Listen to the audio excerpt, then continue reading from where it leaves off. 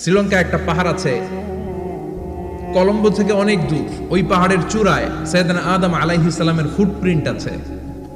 Footprint মানে পায়ের ছাপ। সুবহানাল্লাহ পড়ো। সুবহানাল্লাহ। কালকের এই দিনটায়, এই জুমার দিনে আল্লাহ তাআলা সাইয়েদনা আদম আলাইহিস সালামকে তৈরি করেছে। সুবহানাল্লাহ। বিশ্বনবী বলেন লাম্মা খালাকাল্লাহু আদামা ওয়া কানা তুলুহু 60 যিরাআন। আল্লাহ তাআলা যখন আদম আলাইহিস সালামকে তৈরি করলেন 60 হাত লম্বা করে তৈরি করলেন। সুবহানাল্লাহ। আর আমরাও যারা জান্নাতে ঢুকবো আমাদের আকৃতি থাকবে 60 হাত লম্বা। মজা করে সুবহানাল্লাহ পড়তে পারলেন না? আল্লাহ সাইয়েদনা আদমকে তৈরি করলেন এই জুমার দিনে।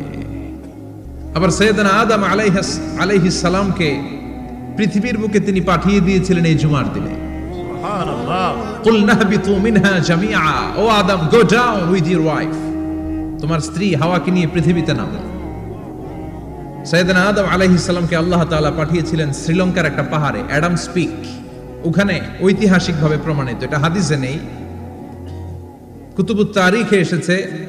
শ্রীলঙ্কা একটা পাহাড় আছে কলম্বো থেকে অনেক দূর। ওই পাহাড়ের চূড়ায় সাইয়েদনা আদম আলাইহিস সালামের ফুটপ্রিন্ট আছে।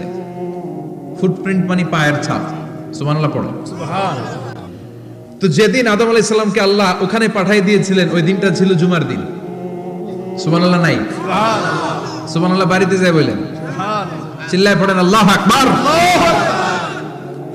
এরপরে সাইয়েদনা আদমকে পাঠানো হলো শ্রীলঙ্কায়। সাইয়্যিদাতুনা হাওয়া আলাইহিস সালামকে পাঠিয়ে দেয়া হলো সৌদি আরবের জেদ্দা শহরে। আরবিতে জেদ্দা বা জাদ্দা মানে দাদি। জেদ্দাতুন বা জাদ্দাতুন মানে কি?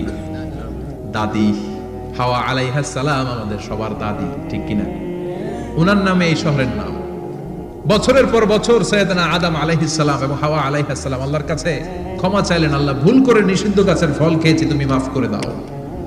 আল্লাহ বললেন আদম কয়েকটা কালিমা শিখিয়ে দেব, এই কালিমাগুলো পড়ে আমার কাছে দোয়া করো, আমি কবুল করে নিব। আল্লাহু আকবার। আল্লাহু আকবার। আল্লাহ শিখিয়ে দিলেন আর বললেন আদম পড়ো রাব্বানা যালামনা আনফুসানা ওয়া ইল্লাম তাগফির লানা ওয়া তারহামনা লানাকুনান্না মিনাল খাসিরিন। ও আল্লাহ, জুলুম করেছি নাফসের উপর, ভুল করেছি, অন্যায় করেছি, আপনি যদি ক্ষমা না করে দেন আমরা শেষ হয়ে যাব, আমরা হালাক হয়ে যাব, ক্ষতিগ্রস্তদের মধ্যে শামিল হয়ে যাব, ঠিক কিনা? আল্লাহ সাইয়েদনা আদম আলাইহিস সালামের তওবা কবুল করলেন। ওনার কাজ হচ্ছে তওবা কবুল করা, আমাদের কাজ গুনাহ করা, শয়তানের কাজ ওয়াসওয়াসা দেওয়া, আল্লাহর কাজ খালি মাফ করা। সুবহানাল্লাহ পড়বেন না? তাকাব্বালাল্লাহু তাওবাতা আদম ফি ইয়াউমিল জুমআহ। আল্লাহ যেদিন আদম আলাইহিস সালামের তাওবা যে কবুল করছেন, ঘোষণা দিয়েছেন, এই ঘোষণাটা ছিল জুমার দিনের ঘোষণা। আবার সাইয়েদনা আদমকে যেদিন রূহ কবজ করে আবার নিয়ে যাওয়া হয়, ওই দিনটাও ছিল জুমার দিন। পড়েন সুবহানাল্লাহ। যেই দিন পৃথিবীর প্রথম মানব, প্রথম নবীর রূহ মালাকুল মাউত দুনিয়ায় এসে কবজ করেছে, ওই দিনটাও ছিল জুমাবার। সুবহানাল্লাহ। আল্লাহু আকবার।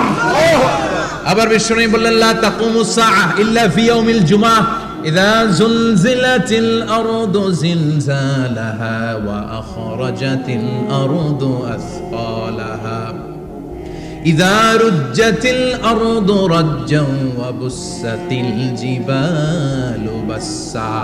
কিয়ামতের দিন পৃথিবীটাকে একটা প্রকম্পন দিয়ে কাঁপিয়ে দিবে কে?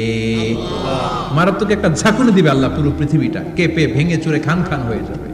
এই ঝাঁকুনি আর আর্থকোয়েক, ভূমিকম্প এর ঘটনাটা যেদিন ঘটবে ওই দিনটাও হচ্ছে জুমার দিন। চিৎকার করে পড়েন সুবহানাল্লাহ। তার মানে আদম সৃষ্টি হলো জুমার দিনে, দুনিয়ায় নামিয়ে দেয়া হলো জুমার দিনে, তওবা কবুল করে নেওয়া হলো জুমার দিনে, রূহ কবজ করা হলো জুমার দিনে, আবার কিয়ামত সংগঠিত হবে জুমার দিনে। পড়েন সুবহানাল্লাহ। আবার বিশ্বনবী বললেন আর রমাদান ইলা রমাদান, এক রমজান থেকে আরেক রমজানের মাঝখানে যত গুনাহ হয় মাফ করে কে? আল্লাহ। তারপরে বিশ্বনবী বললেন আল উমরাতু ইলাল উমরাহ, কেউ যদি একবার উমরা করে পরে আবার করলে দুই উমরার মাঝখানে গুনাহগুলো মাফ করে দেয় কে? আল্লাহ। আবার বিশ্বনবী বললেন আল জুমআতু ইলাল জুমআ কাফফারাতুন লিমা বাইনাহুমা, এক জুমার পর থেকে সামনের জুমা আসা পর্যন্ত যে সগীরা গুনাহগুলো হয় সবগুলো সগীরা গুনাহ মাফ করে দেয় কে?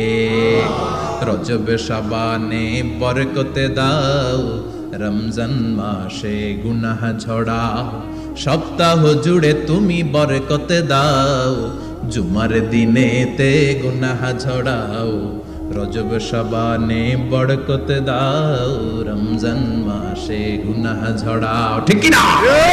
তার মানে জুমার দিন গুনাহ মাফের দিন। সারা সপ্তাহে ভুল ত্রুটি অন্যায় যা করলাম জুমার নামাজের বদৌলতে সব গুনাহ মাফ করে দেয় কে? এই দামি দিনটাকে আল্লাহ ইহুদিদের দিতে চেয়েছিলেন, পায় নাই। আলহামদুলিল্লাহ কইবেন না? আলহামদুলিল্লাহ। ইখতিলাফু, তারা ইখতিলাফ করে হারাইছে এটা। এই দামি দিনটা রব্বুল আলামিন নাসারাদেরকে দিতে চেয়েছিলেন, ফাখতালাফু, ওরাও ইখতিলাফ করে হারাইছে। এজন্য ইখতিলাফ ভালো জিনিস না খারাপ জিনিস? মারামারি ভালো জিনিস না খারাপ জিনিস? আর ঐক্য করা ভালো জিনিস না খারাপ জিনিস? ঐক্য করতে রাজি আছেন? ইহুদিদেরকে আল্লাহ দিতে চাইলেন, ইখতিলাফ করে হারাইছে। নাসারারাও হারাইছে। ফাজা আল্লাহু বিনা ফাহাদানা বিহাদা দ্বীন। রব্বুল আলামিন এই দিনটা আমাদেরকে দিলেন, আমরা ইখতিলাফ করি নাই, বিশ্বনবীর হাতে হাত রেখে ঐক্য করে ঘোষণা দিয়েছি জুমার দিন আমাদের সাপ্তাহিক দিন। সুবহানাল্লাহ। বিশ্বনবী বলেন ফাগাদান লিল ইয়াহুদ, সাপ্তাহিক আনন্দের দিন ইহুদিদের জন্য হচ্ছে শনিবার, ইয়ামুস সাbt, ও বা'দা গাদ লিন নাসারা, আর খ্রিস্টানদের জন্য হচ্ছে রবিবার, আর আমাদের জন্য হচ্ছে শুক্রবার। চিল্লায় পড়েন আল্লাহু আকবার। তার মানে জুমার দিন, জুমাবারের মর্যাদা বেশি না কম? চিল্লায় বলেন বেশি না কম? জুমার দিন সকালবেলা ফজরের নামাজের পর থেকে ফেরেশতারা যতগুলো মসজিদে জুমা অনুষ্ঠিত হয় ওই মসজিদে ঢোকার প্রতিটা দরজার মধ্যে দাঁড়িয়ে থাকে। কারা কারা আগে আগে জুমার নামাজ পড়ার জন্য মসজিদে যায়, প্রত্যেকের নামগুলো একটা জান্নাতের রেজিস্ট্রি খাতার মধ্যে তুলে নেয়। এই নামগুলো স্পেশালি আল্লাহর কাছে পাঠানোর জন্য। সুবহানাল্লাহ কইবেন না? সুবহানাল্লাহ। ডানে বায়ে সামনে পেছনে যতগুলো দরজা, প্রতিটা দরজায় ফেরেশতারা বসে থাকে। কে আগে আসলো নাম তুলে দেয়। তুলতে তুলতে তুলতে তুলতে খতিব সাহেব যখন খুতবা দেওয়ার জন্য মিম্বারে যেয়ে বসে যায়, ফেরেশতারা তাদের খাতা বন্ধ করে তারাও খতিব সাহেবের সামনে জুমার খুতবা শোনার জন্য বসে যায়। পড়েন সুবহানাল্লাহ। প্রথম জুমার দিন জুমার মসজিদে যে ঢুকবে, বিশ্বনবী বললেন আল্লাহর রাস্তায় একটা উট কুরবানি দিলে যেই সওয়াব, এই সওয়াব আল্লাহ আমলনামায় দিয়ে দেয়। দ্বিতীয় পর্যায়ে যে ঢুকে, বিশ্বনবী বললেন বাকারা, গরু কুরবানির সওয়াব পায়। তিন নম্বরে যে ঢুকবে, বিশ্বনবী বললেন কাবসা, হাদিসের ভাষায় এসেছে আল কাবাস, কাবাস মানে হলো বকরি, বকরি কুরবানির সওয়াব। চার নম্বরে যে ঢুকবে তার হচ্ছে দাজাজা, দাজাজা মানে মুরগি। পাঁচ নম্বরে যে ঢুকবে, বিশ্বনবী বললেন বাইদা, নোয়াখালীরা কয় বয়দা, আমরা কই আন্ডা, কুমিল্লায় কই ডিম। আছে না নাই? এক দেশের কত ভাষা, এক দেশের গালি আরেক দেশের বুলি। আমরা বলি ছেলে, কুষ্টিয়ায় বলে পুত্র, আরেক জায়গায় গেলে বলে হুত, আরেক জায়গায় গেলে বলে ফোয়া। আছে না নাই? আছে। এক এলাকায় বলে বেটা ছেলে, ছেলেদেরকে বেটা ছেলে। মরদ ফোয়া, মরদ ফোয়া হইতে না, মরদ ফোয়া হবে। আহা, কি ভাষার বৈশিষ্ট্য! তো যেটাতে আমরা বলি ডিম, কোথাও বলে আন্ডা, কোথাও বলে বয়দা। তো এই বয়দা আল্লাহর রাস্তায় দান করে দিলে যেই সওয়াব, পঞ্চম ব্যক্তি ওই সওয়াব পাবে। এই 5 জনের পরে আর লেখালেখি নাই, বাকিদেরটা নরমাল এন্ট্রি করে সব ফেরেশতারা খুতবা শোনার জন্য বসে যায়। সুবহানাল্লাহ। সুবহানাল্লাহ। তো জুমার দিনে আগে আগে যাবেন তো? ইনশাআল্লাহ। সবাই রাজি আছেন? ইনশাআল্লাহ। চিৎকার করে পড়েন ইনশাআল্লাহ। ইনশাআল্লাহ। আলহামদুলিল্লাহ, আমরা এই জুমার দিনটাকে রাষ্ট্রীয় ছুটির দিন হিসেবে পেয়েছি, পাইছি না? 1984 সালে হুসাইন মোহাম্মদ এরশাদ সাহেব এই ভালো কাজ করছিলেন। উনি সব করছে জীবনে, স্বৈরাচারীও করছে, ভালো কাজও করছে। ঠিক। তো খারাপটা আর আমরা না বলি, যেটা ভালো এটাই বলি। ঠিক। উনার কারণে আজ অবধি এই 84 থেকে আজ 34 বছর বাংলাদেশের রাষ্ট্রীয়ভাবে সাপ্তাহিক ছুটির দিন কোনটা? আলহামদুলিল্লাহ কইবেন না? এই উসিলায় আল্লাহ ওনারে মাফ করুন। পৃথিবীর অনেক দেশে কিন্তু শুক্রবার ছুটির দিন না। আমি বছরের বেশিরভাগ সময় মালয়েশিয়াতে থাকি। মালয়েশিয়ার সাপ্তাহিক ছুটির দিন রবিবার।